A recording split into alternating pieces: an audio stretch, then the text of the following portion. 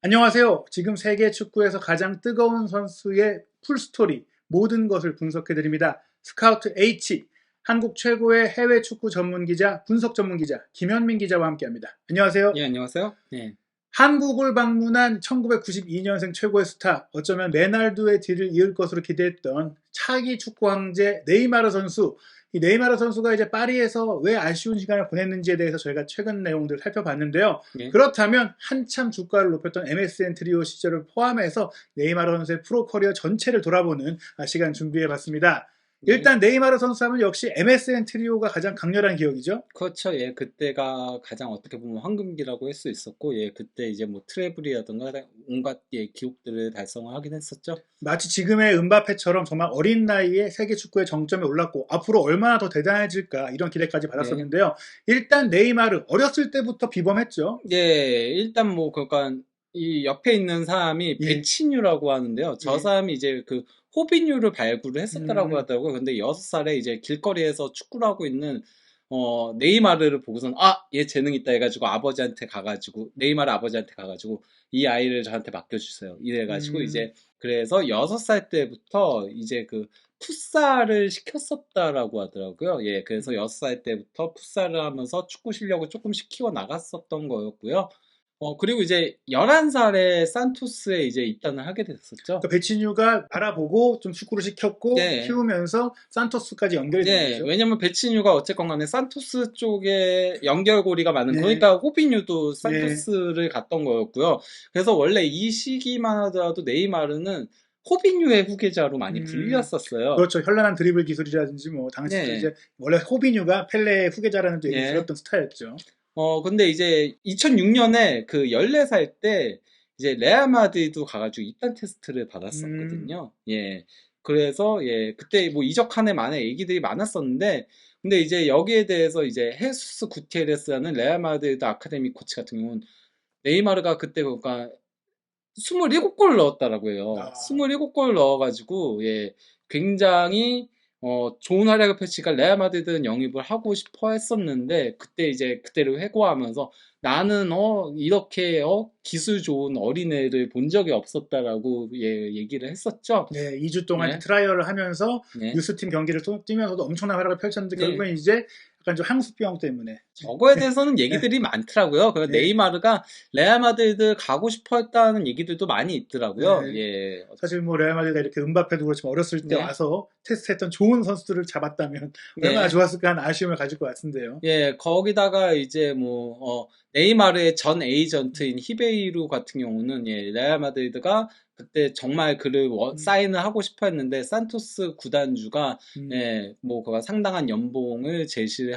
했고, 그러면서 이제 아버지가, 예, 그 음, 네이마르의 산토스 잔류를 조금 추진했다라는 그런 음, 얘기들을 많이 했었죠. 예, 이거는 거의 정설처럼 조금 알려지고 음. 있다고요. 거기다가 뭐, 펠레나 뭐 이런 사람들까지도 예, 나가면 안 된다 이렇게 얘기했고 이러고 나서 이제 펠레법이 생긴 네. 거잖아요. 그래서 이제 만 18세가 돼야지만 이제 음, 유럽에 갈 수 있는 근데 이때까지는 아직 펠레법이 생기기 전이었거든요. 아, 참고로 이제 펠레법이라는 게 이제 예, 브라질에서 자국 유스 선수들을 보호하기 예. 위해서 예, 만 18세 이상이 됐을 때만 이제 만 18세 생일이 지났을 때만 유럽으로 나갈 수 있게 예, 제도적으로 한 거죠. 과거에 예. 너무 많이 이제 유출이 되다 보니까. 애초에 뭐 거기서 살았으면 괜찮지만 예, 브라질의 유스팀에 등록이 되어 있는 선수는 18세가 되기 전까지는 예, 이적이 불가능하다. 예, 매각도 안 된다. 이런 얘기인데요. 예, 일단은 좀 보시면은 레알 마드리드 인팔티일 팀에 거의 들어갈 것으로 생각이 됐지만 결국엔 안 갔던 예. 그래서 어, 저기, 예, 명단에 예, 있었다가 예. X가 돼 있는 거죠. 2005, 2006 시즌에 들어갈 수 있었지만 뭐 예, 테스트까지 들어갔으니까 의향은 있었겠지만 결국에는 또 레알이 원했기 때문에 산토스에서 거액의 제안을 또 할 수 있었던 것이니까 뭐 네이마르 입장에서는 본인의 가치를 예, 확인한 기회였고 그리고 머지않아서 프로 데뷔를 했죠. 예. 그러니까 OST하고 2009년 7월 3일, 이때가 이제 만 17세였는데요.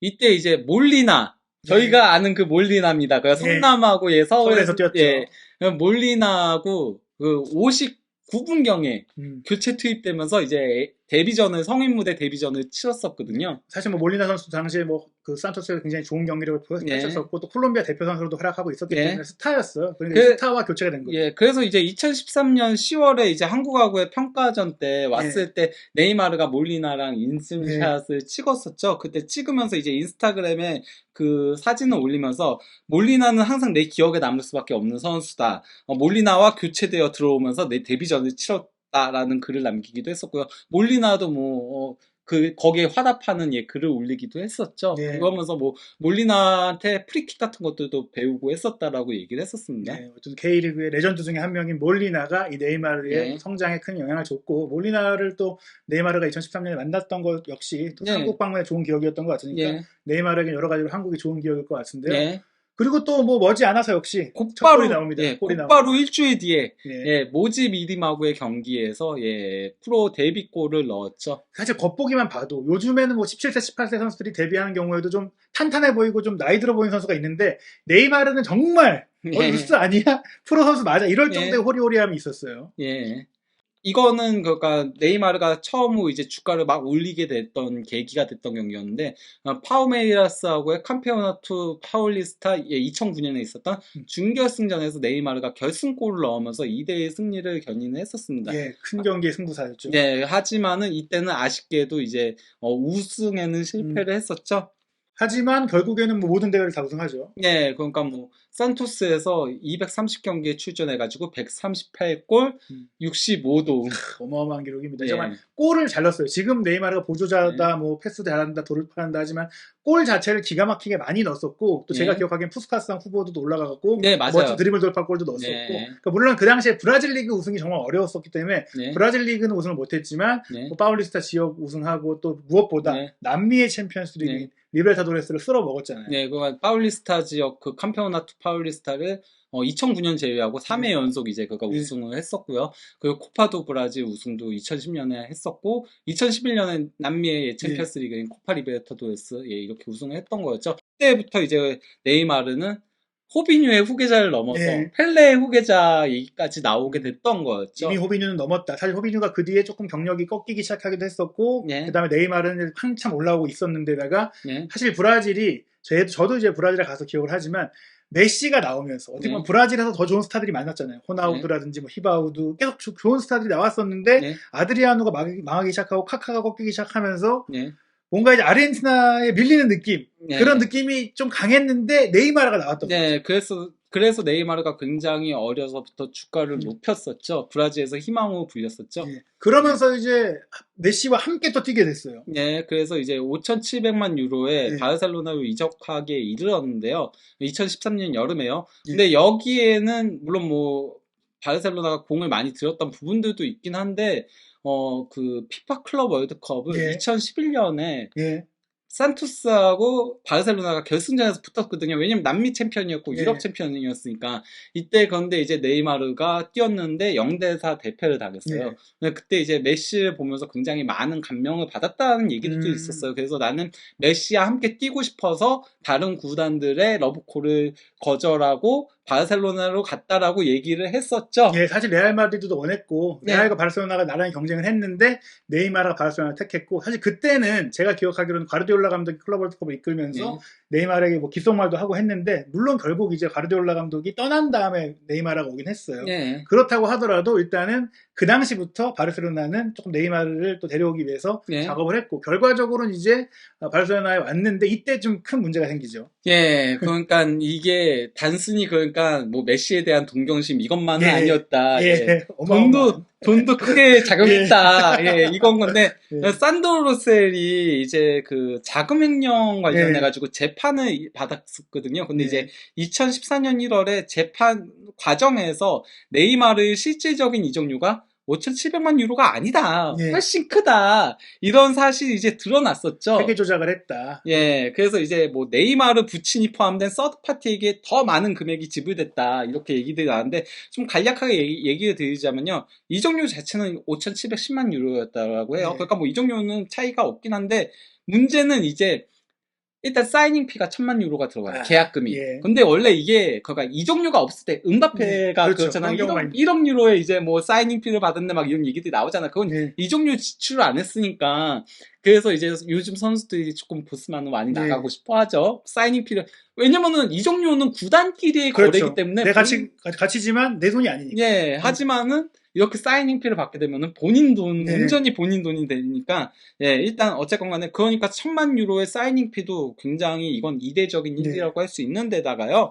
거기다 이제 270만 유로의 에이전트 커미션? 뭐 네. 이거야 뭐. 그래도 원래 커미션은 나가기 마련이니까, 예, 그래도 원래 이적료에 포함을 시켜야 되는데, 안 네. 시키고 빼놓은 거였고요.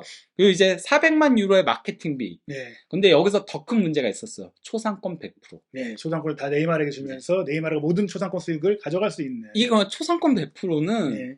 거의 그냥 은바페가 그래서 네. 많은 놀라움을 준 거잖아요. 파리랑 초상권 100% 계약을 했다 네. 해가지고 레알 마드리드는 호날두한테도 그렇게 주지 않았었거든요. 그래서 네. 은바페한테 65% 했을 때도 파격적인 제안이다는 얘기가 나왔는데 100%. 예. 그리고 또 250만 유로는 네이마르 자선 재단에다 기부를 했다라고 해요. 또 예. 결국엔 돈을 준 거죠, 그냥. 예. 그리고 또 이제 990만 유로의 육성비, 이거 산토스에다가, 예. 이거는 뭐 원래 그래도 예, 항상 피파에 있으니까. 내는 예. 거니까, 예. 그리고 무엇보다 문제가 네이마르 부모에게 3,400만 유로를 줬어요. 부모에게 이적료를 예. 줍니다. 그래서 2억 유로가 넘는 실제적인, 예, 그게 그랬다라고 하는데다가 더 큰 문제가 어쨌건 초상권 이런 것 때문에 연봉이 너무 메시보다 더 높았다 이런 얘기들이 네. 있어가지고 메시 재계약 때 또 네이마르보다 더 줘야 돼가지고 어마어마한 그래서 연봉이라는 예 거죠. 완전 차이가 컸잖아요. 이유랑 예. 호날두랑 차이가 예. 컸잖아요. 큰 그래서 차이가 호날두가 그것 때문에 레알 마드리드 나간 것도 예. 있다는 얘기도 있잖아요. 많은 그 내 마상을 예. 네이마르 메시한테 내가 예. 완전히 짓밟혔다. 내 계약 조건은 푼돈이었다. 이렇게 된 건데요.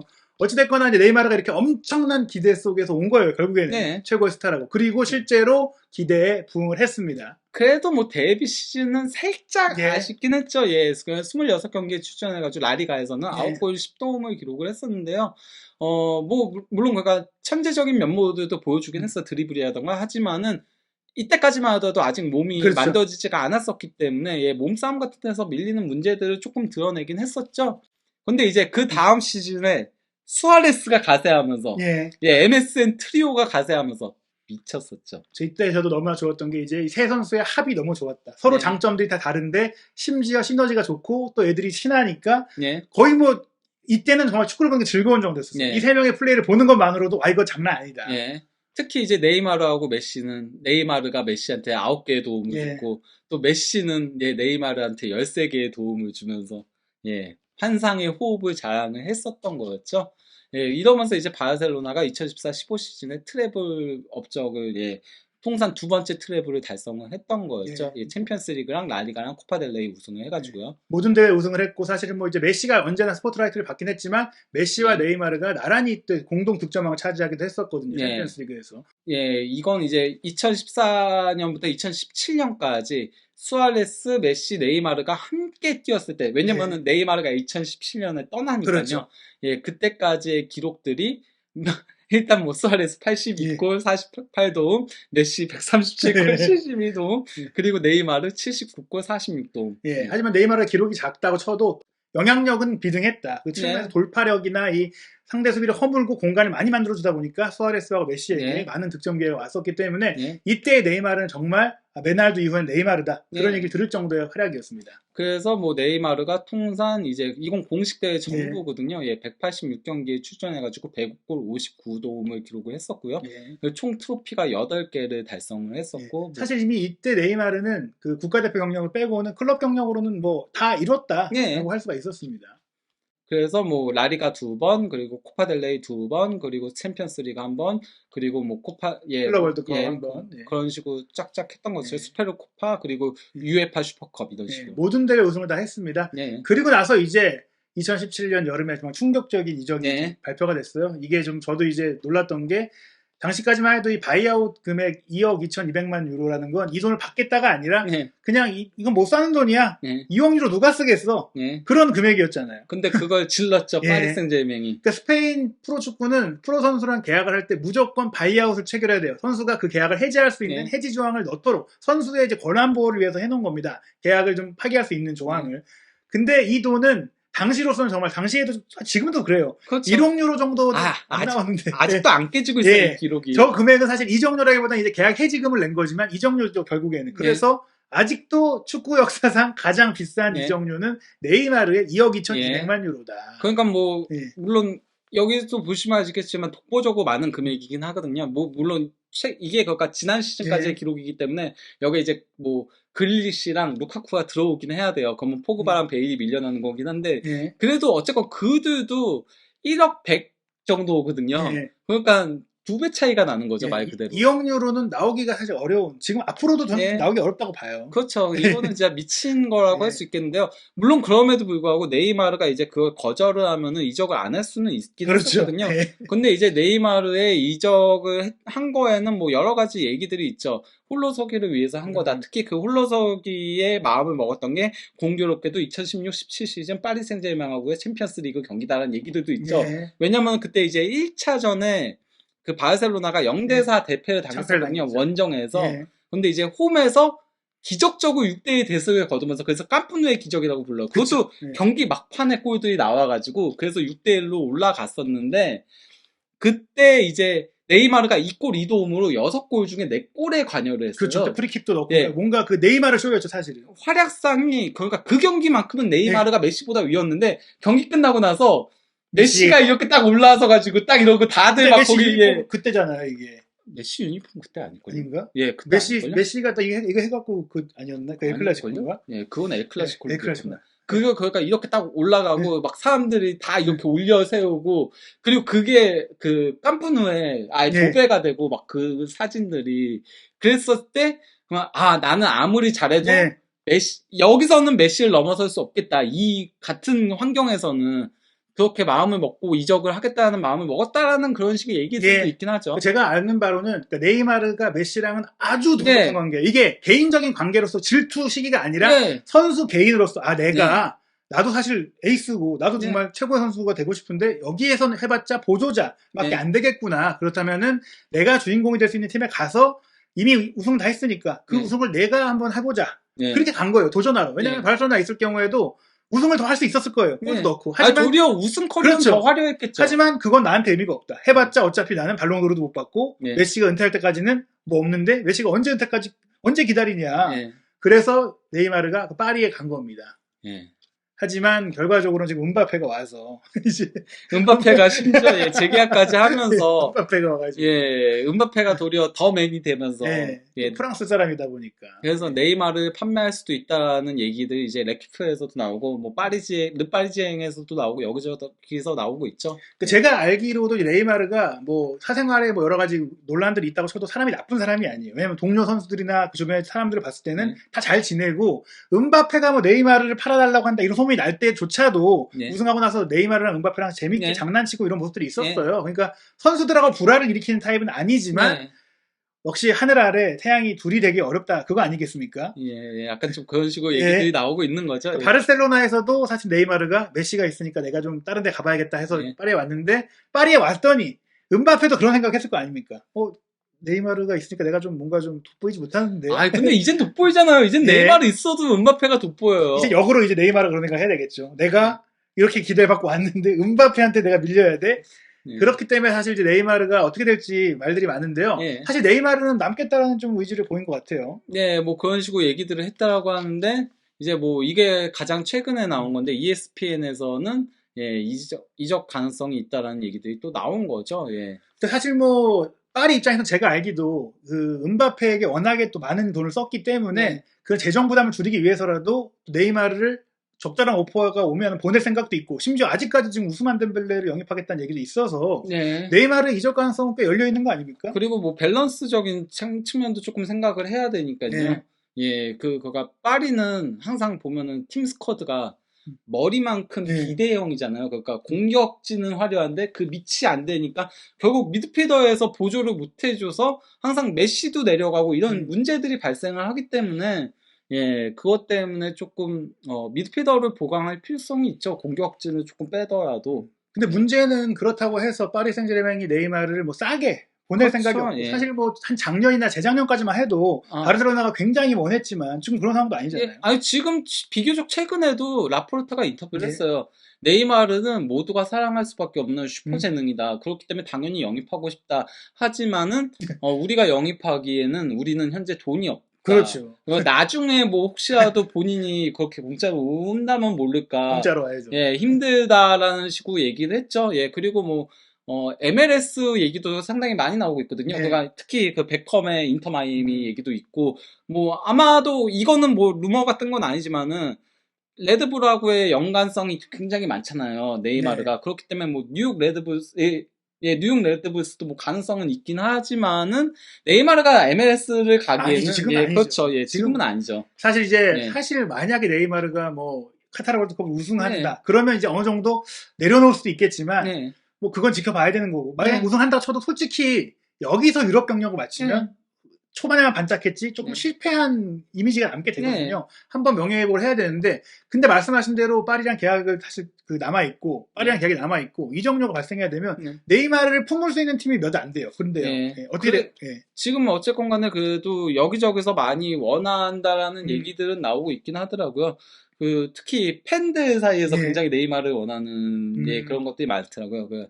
뭐 첼시라던가 첼시도 이선이 안 좋잖아요. 그렇죠. 예, 이선이 안 좋으니까 네이마르 영입을 했으면 좋겠다 이런 식의 얘기들이 나오고 있고 그리고 또 이제 레알 마드리드도 얘기들이 나오고 그렇죠. 왜 레알 마드리드는 실제로도 네이마르 영입을 시도를 했었어요.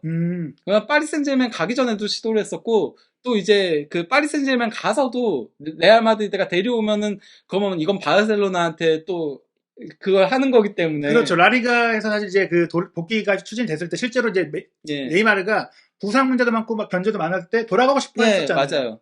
그때 레알 마드리드 문제였던 게 사실인데 2019년이었죠.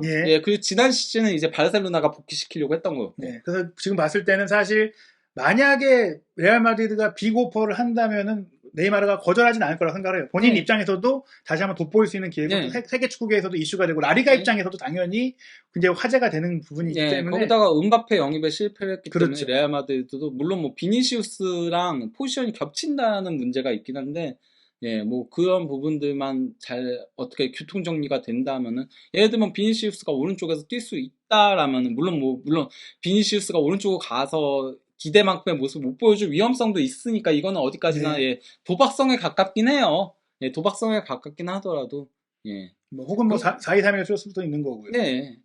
그래서 네이마르가 사실 파리에서 경력을 마칠 것 같지는 않다. 분명히 다른 팀을 한번 거칠 텐데 그 팀이 어디가 될지는 사실 올여름에도 새로운 소식이 나올 수 있기 때문에 한준TV에서 계속해서 또 네이마르 선수의 상황이 어떻게 될지 살피고 좋은 정보가 나오면 전해드릴 예정이고요. 그리고 스카우트 H 네이마르의 이야기는 여기서 끝이 아닙니다. 브라질 대표팀에서 이야기까지 정주행 부탁드립니다.